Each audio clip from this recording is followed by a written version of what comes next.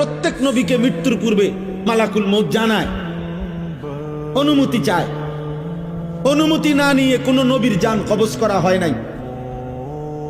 তো ইব্রাহিম আলাইহিস সালাম বললেন, আজরাইল, আমার একটা ছোট্ট প্রশ্ন আছে আল্লাহর কাছে, তুমি একটু জিগাইয়া আসো। যাও তুমি জিগাও। তো আজরাইল মালাকুল মউত বোঝাচ্ছে বলে, তো তুমি গিয়া বলবা আল্লাহর কাছে, আয়াকবিজুল খলিল রুহা খলিলিহি। আল্লাহকে জিজ্ঞাসা করবা গিয়া যে ইব্রাহিম জানতে চাইছে কোন বন্ধু কি বন্ধুর জান কবজ করে? বন্ধু বুঝি বন্ধুরে মাইরে লাগে? আমি না আপনার বন্ধু? ইব্রাহিম আলাইহিস সালাম কার বন্ধু? কথা বলে না, আল্লাহর বন্ধু কিনা?